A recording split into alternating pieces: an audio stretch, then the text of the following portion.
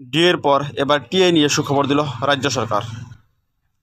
D এর পর TA নিয়ে রাজ্য সরকার কি সুখবর দিল, আসুন এর বিষয়ে বিস্তারিত তথ্য জেনে নিই। হ্যালো বন্ধুরা, আমি আবু তাহের, আপনারা দেখছেন আমার YouTube channel Indian Bangla info.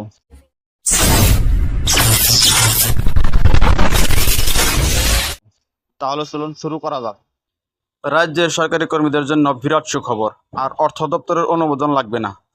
যে কোনো সরকারি দপ্তর নিজেরাই দেখে শুনে কর্মীদের জন্য ভ্রমণ ভাতা বরাদ্দ করতে পারবে, এমনটাই জানিয়েছে রাজ্যের অর্থ দপ্তর নিজেই।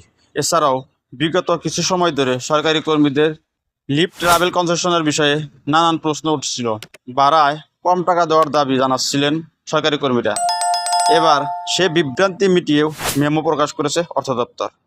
ভ্রমণ ভাতা বা টিএ সম্পর্কে যা যা মনে রাখতে হবে সরকারি কর্মীদের, সেগুলো হলো: এতদিন পর্যন্ত সরকারি কর্মীদের সপরিবারে ভ্রমণের জন্য প্লেন বা ট্রেনের টাকা দিতে অর্থ দপ্তর।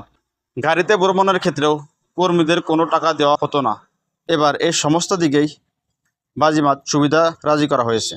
গাড়ি ভাড়া ভাতা নিতে হলে রাজ্যের সকল দপ্তরকেই মেমো নিয়ম মেনে চলতে হবে। এবার থেকে সরকারি কর্মচারীরা গাড়িতেও যাতায়াত করতে পারবেন, টাকা দেবে সরকার। রিইম্বার্সমেন্ট পেতে চাইলে সংশ্লিষ্ট কর্মীকে প্রয়োজনীয় এবং বৈধ নথিও জমা দিতে হবে। ঠিক কত টাকা করে ভ্রমণ ভাতা বা টিএ দেওয়া হবে?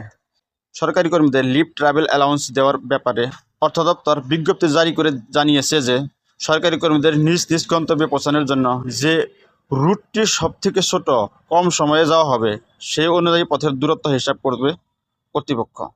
জানানো হয়েছে যে স্বল্প দূরত্বের গন্তব্যে পৌঁছাতে পারলে বিমান বা ট্রেনের প্রয়োজন নেই, গাড়ি ভাড়া করতে হয়। সেক্ষেত্রে প্রতি কিলোমিটার পথ যেতে 16 টাকা দেবে সরকার। তো এখানে ছিল আজকে ভিডিওটির মাধ্যমে সরকারি কর্মচারীদের টিএর বিষয়ে দেওয়া বিস্তারিত তথ্য। যদি আমার এই ভিডিওটা দেখে আপনারা সত্যি কিছু জানতে পারছেন বলে ভাবছেন, তাহলে ভিডিওটা শেয়ার করে অন্য ভাই বোনকে দেখার জন্য সুযোগ করে দেবেন।